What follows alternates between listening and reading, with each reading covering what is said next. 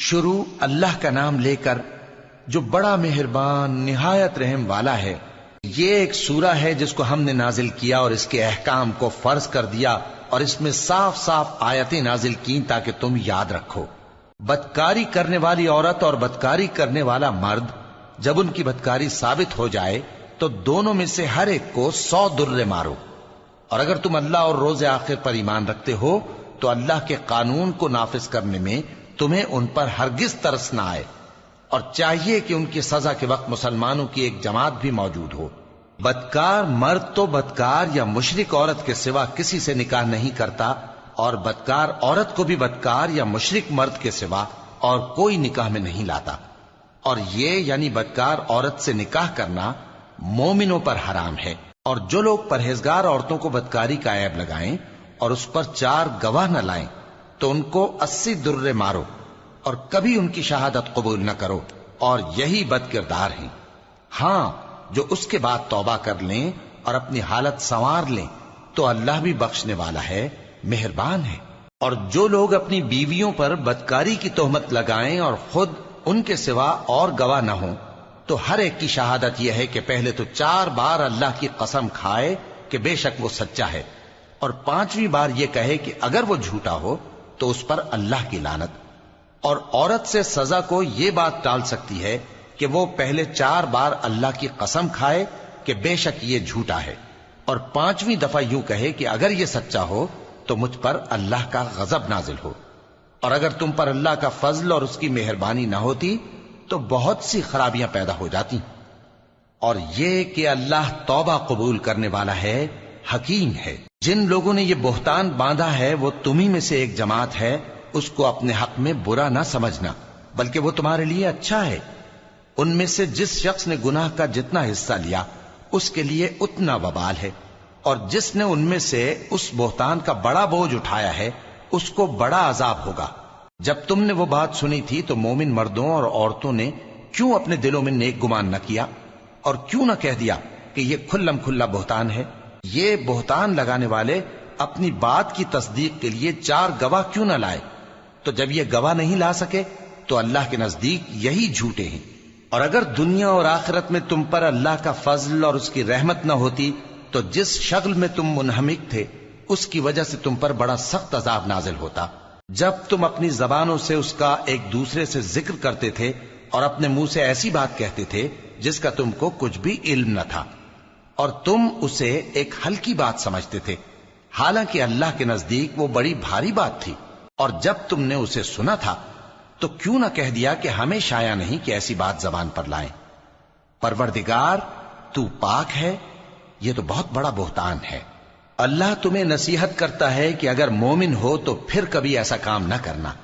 اور اللہ تمہارے سمجھانے کے لیے اپنی آیتیں کھول کھول کر بیان فرماتا ہے، اور اللہ جاننے والا ہے، حکمت والا ہے۔ جو لوگ اس بات کو پسند کرتے ہیں کہ مومنوں میں بے حیائی یعنی تہمت بدکاری کی خبر پھیلے، ان کو دنیا اور آخرت میں دکھ دینے والا عذاب ہوگا، اور اللہ جانتا ہے اور تم نہیں جانتے۔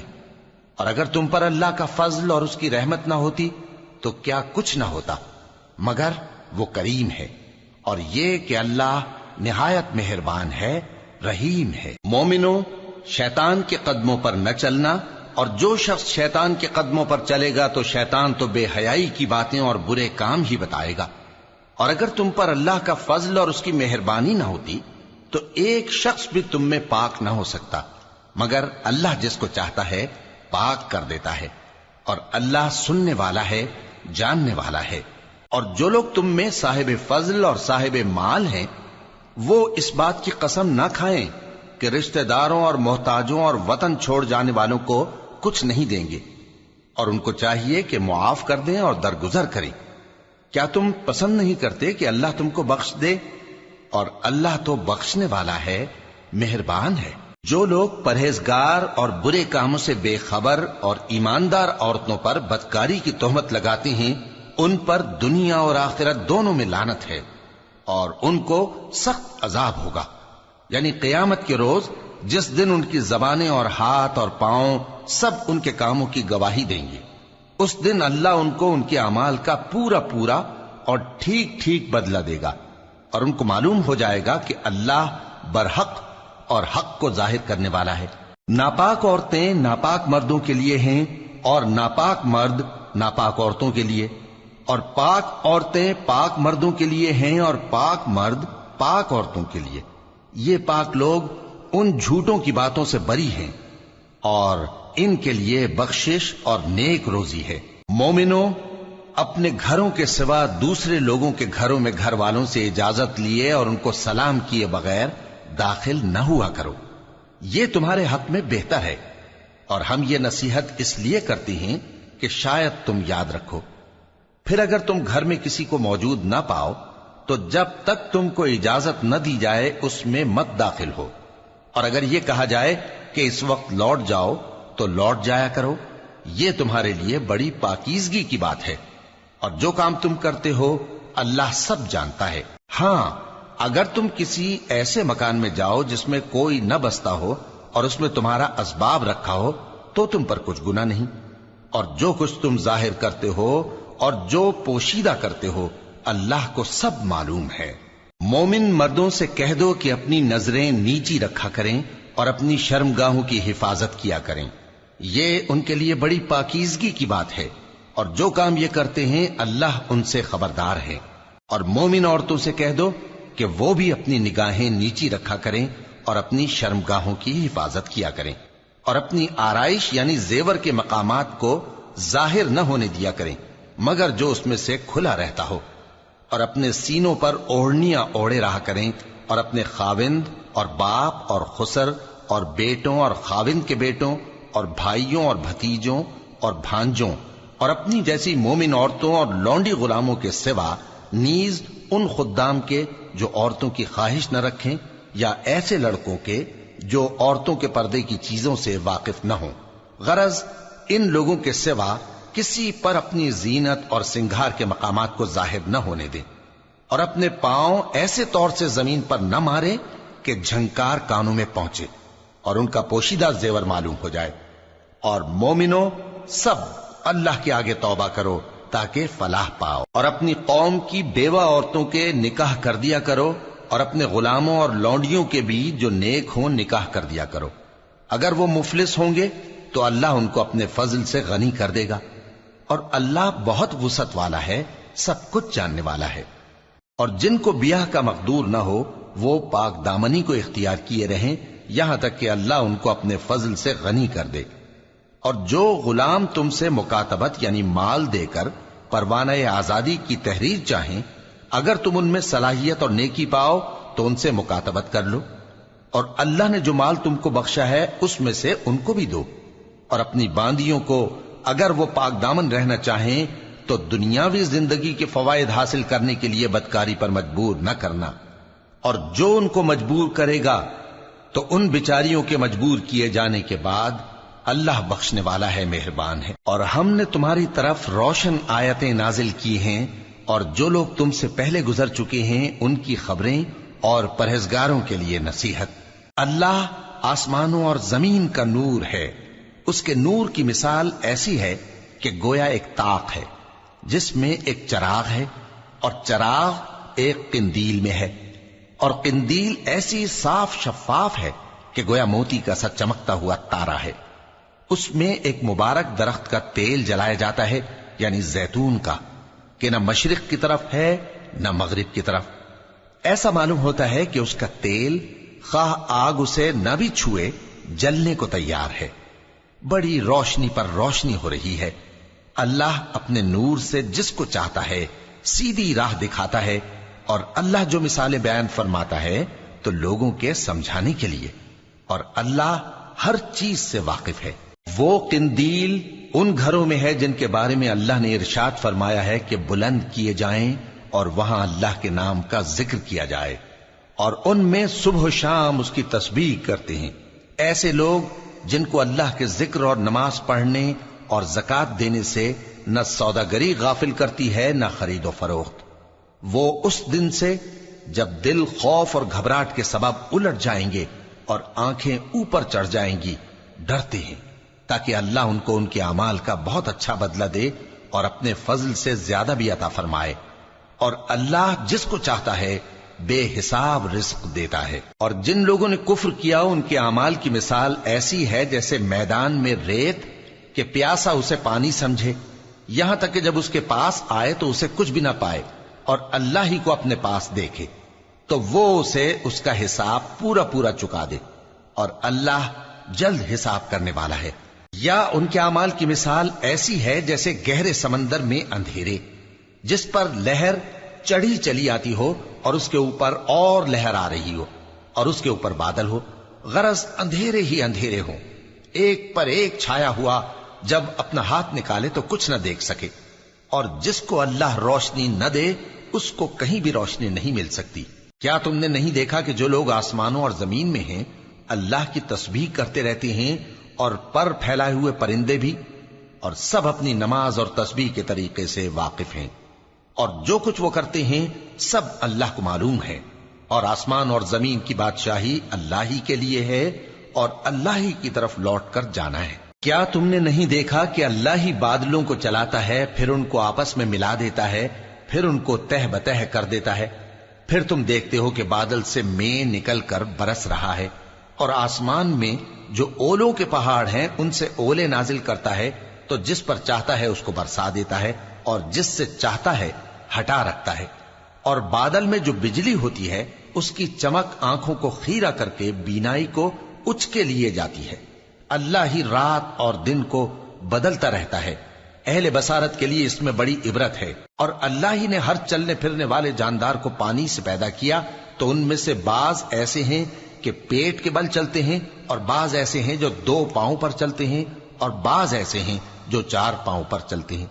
اللہ جو چاہتا ہے پیدا کرتا ہے، بے شک اللہ ہر چیز پر قادر ہے۔ ہم ہی نے روشن آیتیں نازل کی ہیں، اور اللہ جس کو چاہتا ہے سیدھے راستے کی طرف ہدایت کرتا ہے۔ اور بعض لوگ کہتے ہیں کہ ہم اللہ پر اور رسول پر ایمان لائے اور ان کا حکم مان لیا، پھر اس کے بعد ان میں سے ایک فریق پھر جاتا ہے، اور یہ لوگ صاحب ایمان ہی نہیں ہیں۔ اور جب ان کو اللہ اور اس کے رسول کی طرف بلایا جاتا ہے تاکہ پیغمبر ان کا قضیہ چکا دیں، تو ان میں سے ایک فریق منہ پھیر لیتا ہے، اور اگر ان کو حق ملتا ہو تو اس کی طرف قبول کر کے چلے آتے ہیں۔ کیا ان کے دلوں میں بیماری ہے یا یہ شک میں ہیں، یا ان کو یہ خوف ہے کہ اللہ اور اس کا رسول ان پر ظلم کریں گے؟ نہیں، بلکہ یہ خود ہی ظالم ہے۔ مومنوں کی تو یہ بات ہے کہ جب اللہ اور اس کے رسول کی طرف بلائے جائیں تاکہ وہ ان میں فیصلہ کریں تو کہیں کہ ہم نے حکم سن لیا اور مان لیا، اور یہی لوگ فلاح پانے والے ہیں۔ اور جو شخص اللہ اور اس کے رسول کی فرما برداری کرے گا اور اس سے ڈرے گا اور اس کا تقوی اختیار کرے گا تو ایسے ہی لوگ مراد کو پہنچنے والے ہیں۔ اور یہ اللہ کی سخت سخت قسمیں کھاتے ہیں کہ اگر تم ان کو حکم دو تو سب گھروں سے نکل کھڑے ہوں۔ کہہ دو کہ قسمیں مت کھاؤ، پسندیدہ فرما برداری درکار ہے، بے شک اللہ تمہارے سب اعمال سے خبردار ہے۔ کہہ دو کہ اللہ کی فرما برداری کرو اور رسول کے حکم پر چلو، اگر منہ موڑو گے تو رسول پر اس چیز کا ادا کرنا ہے جو ان کے ذمے ہے، اور تم پر اس چیز کا ادا کرنا ہے جو تمہارے ذمے ہے، اور اگر تم ان کے فرمان پر چلو گے تو سیدھا رستہ پالو گے، اور رسول کے ذمے تو صاف صاف پہنچا دینا ہے۔ جو لوگ تم میں سے ایمان لائے اور نیک کام کرتے رہے ان سے اللہ کا وعدہ ہے کہ ان کو ملک کا حاکم بنا دے گا، جیسا ان سے پہلے لوگوں کو حاکم بنایا تھا، اور ان کے دین کو جسے اس نے ان کے لیے پسند کیا ہے مستحکم و پائیدار کرے گا، اور خوف کے بعد ان کو امن بخشے گا۔ وہ میری عبادت کریں گے اور میرے ساتھ کسی چیز کو شریک نہ بنائیں گے، اور جو اس کے بعد کفر کرے تو ایسے ہی لوگ بد کردار ہیں۔ اور نماز پڑھتے رہو اور زکوٰۃ دیتے رہو اور پیغمبر کے فرمان پر چلتے رہو تاکہ تم پر رحمت کی جائے، اور ایسا خیال نہ کرنا کہ کافر لوگ ہم کو زمین میں مغلوب کر دیں گے، ان کا ٹھکانہ دوزخ ہے اور وہ بہت برا ٹھکانہ ہے۔ مومنوں، تمہارے باندی غلام اور جو بچے تم میں سے بلوغ کو نہیں پہنچے 3 دفعہ یعنی 3 اوقات میں تم سے اجازت لیا کریں، ایک تو نماز فجر سے پہلے، اور دوسرے گرمی کی دوپہر کو جب تم کپڑے اتار دیتے ہو، اور تیسرے عشاء کی نماز کے بعد۔ یہ 3 وقت تمہارے پردے کے ہیں، ان کے آگے پیچھے یعنی دوسرے وقتوں میں نہ تم پر کچھ گناہ ہے اور نہ ان پر کہ کام کاج کے لیے ایک دوسرے کے پاس آتے رہتے ہو۔ اس طرح اللہ اپنی آیتیں کھول کھول کر بیان فرماتا ہے، اور اللہ بڑا علم والا ہے، بڑا حکمت والا ہے۔ اور جب تمہارے لڑکے بالغ ہو جائیں تو ان کو بھی اسی طرح اجازت لینی چاہیے جس طرح ان سے اگلے یعنی بڑے آدمی اجازت حاصل کرتے رہے ہیں۔ اس طرح اللہ تم سے اپنی آیتیں کھول کھول کر بیان فرماتا ہے، اور اللہ جاننے والا ہے، حکمت والا ہے۔ اور بڑی عمر کی عورتیں جن کو نکاح کی توقع نہیں رہی اور وہ زائد کپڑے اتار کر سر ننگا کر لیا کریں تو ان پر کچھ گناہ نہیں، بشرطے کہ اپنی زینت کی چیزیں نہ ظاہر کریں، اور اگر اس سے بھی بچیں تو یہ ان کے حق میں بہتر ہے، اور اللہ سنتا ہے، جانتا ہے۔ نہ تو اندھے پر کچھ گناہ ہے، اور نہ لنگڑے پر، اور نہ بیمار پر، اور نہ خود تم پر کہ اپنے گھروں سے کھانا کھاؤ، یا اپنے باپ دادا کے گھروں سے، یا اپنی ماؤں کے گھروں سے، یا بھائیوں کے گھروں سے، یا اپنی بہنوں کے گھروں سے، یا اپنے چچاؤں کے گھروں سے، یا اپنی پھوپھیوں کے گھروں سے، یا اپنے ماموؤں کے گھروں سے، یا اپنی خالاؤں کے گھروں سے، یا اس گھر سے جس کی کنجیاں تمہارے ہاتھ میں ہوں، یا اپنے دوستوں کے گھروں سے۔ اور اس کا بھی تم پر کچھ گناہ نہیں کہ سب مل کر کھانا کھاؤ یا جدا جدا۔ پھر جب گھروں میں جایا کرو تو اپنے گھر والوں کو سلام کیا کرو، یہ اللہ کی طرف سے مبارک اور پاکیزہ تحفہ ہے۔ اس طرح اللہ اپنی آیتیں کھول کھول کر بیان فرماتا ہے تاکہ تم سمجھو۔ مومن تو وہ ہیں جو اللہ پر اور اس کے رسول پر ایمان لائے، اور جب کبھی ایسے کام کے لیے جو جمع ہو کر کرنے کا ہو پیغمبر کے پاس جمع ہوں تو ان سے اجازت لیے بغیر چلے نہیں جاتے۔ اے پیغمبر، جو لوگ تم سے اجازت حاصل کرتے ہیں وہی اللہ پر اور اس کے رسول پر ایمان رکھتے ہیں، سو جب یہ لوگ تم سے کسی کام کے لیے اجازت مانگا کریں تو ان میں سے جسے چاہا کرو اجازت دے دیا کرو، اور ان کے لیے اللہ سے بخشش مانگا کرو، کچھ شک نہیں کہ اللہ بخشنے والا ہے، مہربان ہے۔ مومنو، پیغمبر کے پکارنے کو ایسا خیال نہ کرنا جیسا تم آپس میں ایک دوسرے کو پکارتے ہو، بے شک اللہ کو وہ لوگ معلوم ہیں جو تم میں سے آنکھ بچا کر کھسک جاتے ہیں۔ تو جو لوگ ان کے حکم کی مخالفت کرتے ہیں ان کو ڈرنا چاہیے کہ ایسا نہ ہو کہ ان پر کوئی آفت پڑ جائے یا تکلیف دینے والا عذاب نازل ہو۔ دیکھو، جو کچھ آسمانوں اور زمین میں ہے سب اللہ ہی کا ہے، جس طریق پر تم ہو وہ اسے جانتا ہے، اور جس روز لوگ اس کی طرف لوٹائے جائیں گے تو جو عمل وہ کرتے رہے وہ ان کو بتا دے گا، اور اللہ ہر چیز سے واقف ہے۔